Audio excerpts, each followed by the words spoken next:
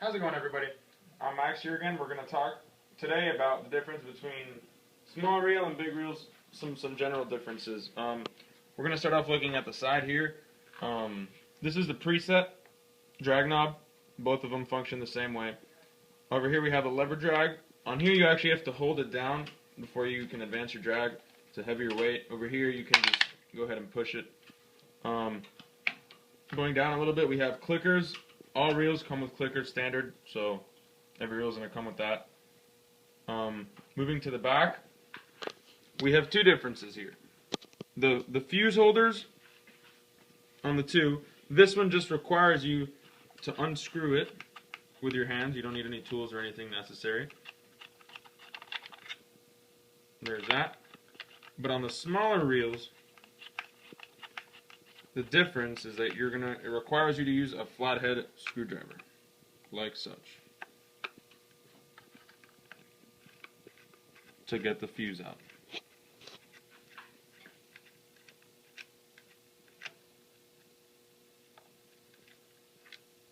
There's a little fuse. Let's put it back.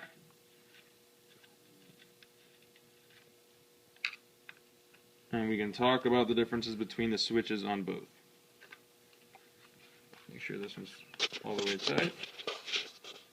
And I could always recommend putting a little bit of outboard grease on your fuses, just to avoid any corrosion or all that good stuff that salt water causes. Alright, so looking up here, it's a little bit more basic than this is a non-variable speed. We have the momentary, that when you let it go, the reel shuts off on its own. Over here we have the permanently on and off toggle switch, that if you put it down, you can walk away, have a drink, whatever, and the reel will stay on. However, I don't recommend having a drink while you're leaving this on. Then you can shut it off, and the reel stays off. Let's turn on the clicker so you can hear the clicker. Turn on the clicker here. Yep. That is the reel with the clicker, and as you can see, it is very, very loud. All Kristal reels feature a loud clicker. For wahoo fishing or whatever it is that you want to do and hear that bite, you won't miss it.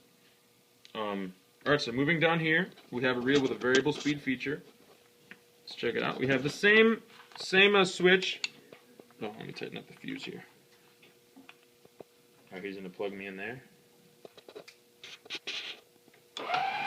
So here we have the momentary, that once you let it go, same thing, it shuts off. Same concept. Over here, the switch is on the down position. However, if you notice, the reel hasn't turned on. The variable speed, to start it, you're going to have to turn this clockwise, and the further you go, the faster the reel gets.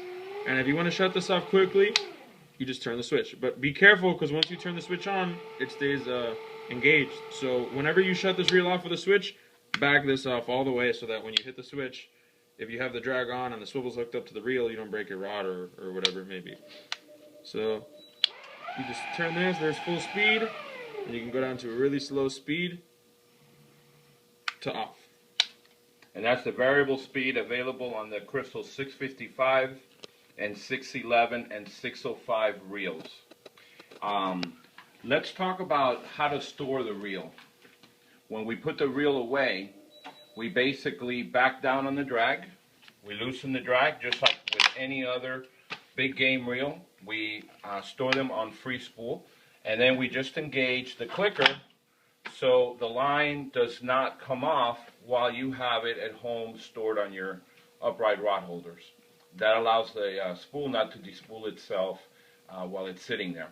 And that's basically it. Now, we wash these down with fresh water, free-flowing fresh water. We never use a pressurized system to clean these. As we all know, soap will break down the surface area, reduce the surface tension of the water, allowing the salt to get in the reel. So you never want to wash any reel with soap. You just want to basically wash them down with free-flowing water, dry them off, and then if you want to throw some super slick stuff or any of those corrosion protection sprays, that'll work just fine. And then you just store your reel with the drag off and the clicker engaged, and you're good to go. Anything else you want to add, Max? Yeah, just another thing is try to keep the reel facing up. Don't put it upside down. I'm not a big fan of that. So as you see it right now, it's probably the best way you could store it. facing up as if you're ready to fish. All right. That's it. Tight lines, guys. Catch them up.